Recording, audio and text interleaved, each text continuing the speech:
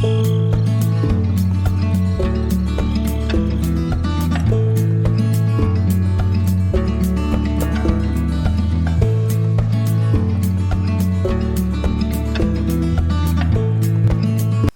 everybody, this is Troy from the Do-It-Yourself World. I'm back on the road to glitter. I am alone this time at the Champion Mine, and I have been on a outing. Today is the beginning of my 5th day out. I was with friends up in the copper country getting copper ore samples, and this has been my home for a week. And I was not alone, so I didn't share anything up to now. I've been staying in the truck, and I've got a nice amount of copper and some, there's pink, there's blue-green in there. Things I plan on working with and experimenting with. There's some rough copper ore, although I'm learning now that probably degrades and fragments pretty well. That was one of the first ones I picked up. But I've got some beautiful copper bearing rocks that I'm gonna cut into slabs and polish up for sale. And I got some bigger ones and smaller ones. I got some really small pieces. There's some greenstone, the Michigan State Gemstone right there. And I've got some samples of that.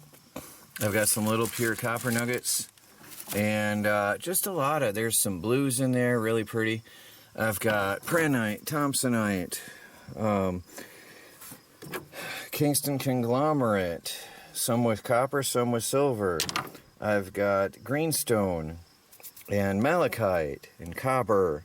A lot of beautiful stuff. So the truck has about as much as I want to carry. I just got a load of Champion Mine black. This is, well, you could call it black sand, but it's specular hematite, and that's that glitter. I got a 5-gallon bucket of it this time. And I'm going to take it and make jewelry and coffee coasters and really pretty things with that. So that is my goal. This is a business trip this time, and just loading up with beautiful things to take home and work with this winter and make jewelry. So it's been a very productive trip so far. I've got slabs that I bought at a show. I've got 2/3 of a bucket full of slabs that all I got to do is polish them and prep them. So really a really good time. I'm going to look around for some samples for cutting out and making into jewelry pieces. This I'll use with epoxy.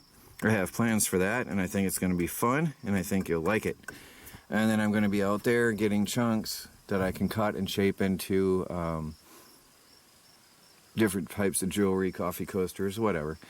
Anyway, check out Michigan Prospectors where you'll find a lot more details.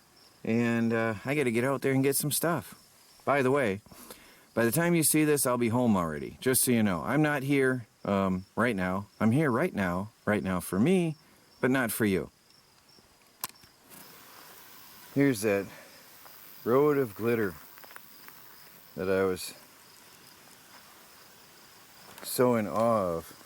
Every footprint, every tire track, everything shows up as a shiny glitter. It is so beautiful here. Well guys, I am at a real campground. I did not plan that, but I can't find a place to sleep in the truck in the area that I'm at and where I want to stay. So I'm at a real campground for the next 2 nights.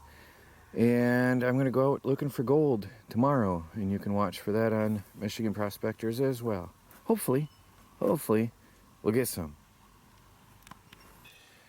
Hey guys, just setting up for breakfast tomorrow. I figured I'd visit with you for a minute. This is my first time camping alone in, well, since I got married years ago. And it's sort of sad. It's very lonely being out here with nobody else. I miss the girls a lot. But this trip was what I call a working trip, a work trip, and not a vacation.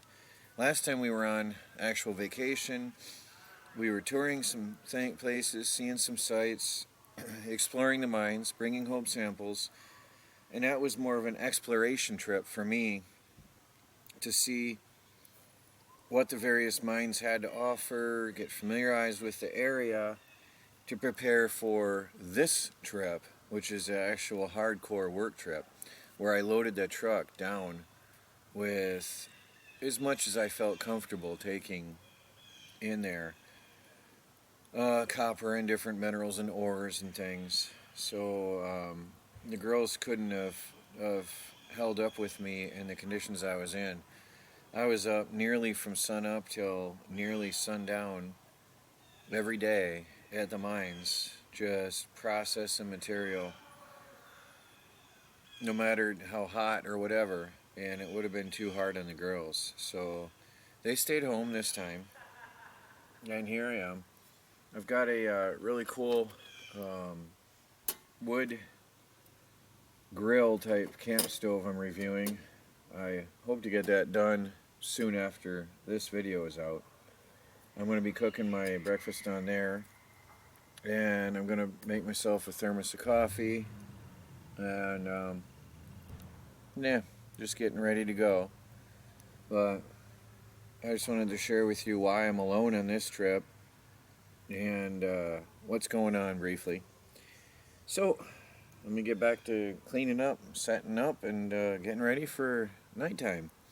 I hope that tomorrow I can really get out there, and I'm going to have to do some exploring to find out where the gold may be, if there is any, and then hopefully some sluicing. So see what happens. Hey guys, running my portable sluice system. Really cool.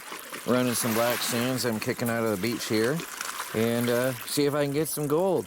And that'll be on Michigan Prospector's separate video. Hey guys, got a box in the mail.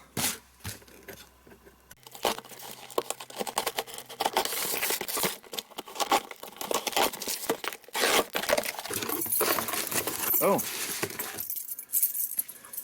there's two in here. What's this? It's Thrunite. We have Archer Pro. 2 Thrunite Archer Pro flashlights. Let's see what we got here. Well, one of them is going to go to you guys.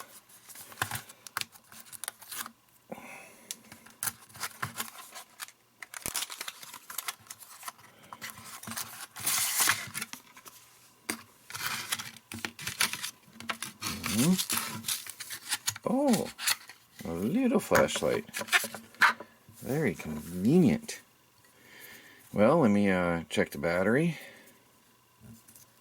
The front unscrews, the back does not. Oh, interesting. That's different. There's your charging port. Huh, this is different. Okay, I don't know how the battery goes in. I'm going to have to look at the instruction on this one.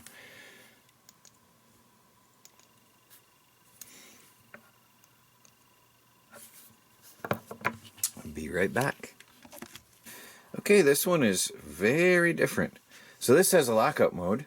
So if you are on Firefly mode, so you hold the switch, get you into Firefly mode, press and hold in Firefly mode, and it blinks and it tells you it's in lockup mode. And that's where I was when I was trying to turn it on. If you try to turn it on in lockup mode, it just flashes at you. And that's why I was confused in the beginning. To get it back out of lockup mode, you long press again.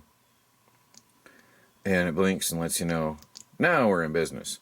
And this one is, by long pressing, it is infinitely adjustable up to its highest setting, and then it'll blink once to tell you it's at the highest setting, and hold a button again to go down to its lowest setting, and it's going to blink when it's done. It'll let you know it's its lowest setting. Let me come on up to a setting I like. Alright, and turn it off with the button again. Now it always comes on in the mode you last used it, except for strobe, Firefly, and SOS. And when it's on, double click for turbo, which is very bright. And turbo is 1022 lumens. Put it back to normal. And then your infinite high, your highest mode, is 478 lumens. So let's hold that and go back up. that is 478 lumens, which is pretty bright. And then your infinite low, hold that and get all the way down again. Blink. Now you're down to 13 lumens. And then your Firefly, long press, as with all the Thrunites, and there's your Firefly, which is 0.41 lumens. And you all know I love the Firefly mode for camping, tenting, hiking, stealth mode, reading a book, and not disturbing others. I use it as a nightlight in the house. If you've got children, you can run this for 15 days, non-stop, 15 days. Obviously, you're going to shut it off during the day and not at night. So you could probably use this, and you only have 8-hour nights. You could probably use this for 45 days as a nightlight in your house for your children before you need a charge. And that's pretty impressive. Now, in any on position, triple click, and you've got your strobe. Now, as is typical with Thrunite, this is impact resistant to 1.5 meters, about this height. Right, on the cement floor. Let me see. Hey, it works. Alright, we tested the impact resistance. That was a hard cement floor. You heard it. I believe you heard it. So that took a tumble. And it's not water resistant, waterproof to 2 meters.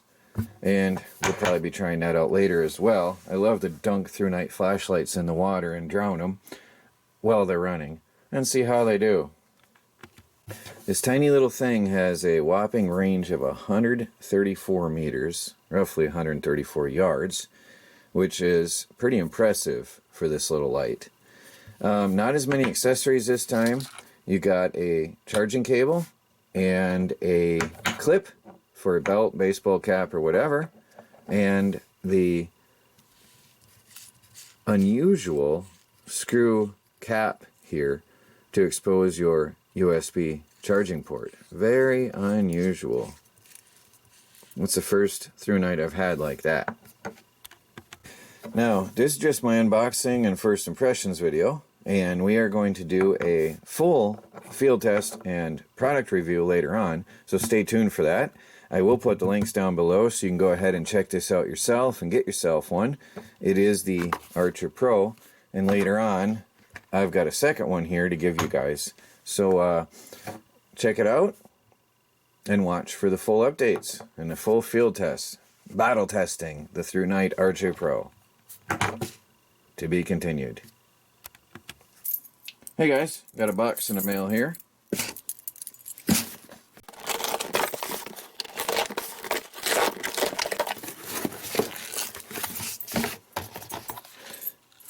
Oh, got a couple more Archer Pros. So, we're going to have some fun giveaways. Alright guys, so stay tuned for that later on. That'll be separate. Well guys, there's some of the stuff I brought home. I'll be cutting some of these up for slabs, making some jewelry. I've got a variety of rocks, minerals, gemstones, and other things that I can process up into beautiful pieces of things for sale, crafting and projects for sale later on throughout the winter months. And over here guys, I have a mess of pieces, but you'll see more detail about that in Michigan Prospectors. But just to give you an idea here, here's one of my favorites. Let me zoom in on that. Full of copper and different crystals and different things. There's different colors and different minerals in here, and they're just quite beautiful when polished up. And you can make jewelry and other things out of them, or sell them as slabs. I also got a little bit of gold, but I'm going to save that for Michigan Prospectors. Check it out guys. Please like this video and subscribe if you haven't. You never know what's coming to the homestead next. Or maybe I won't be on the homestead. Talk to y'all later.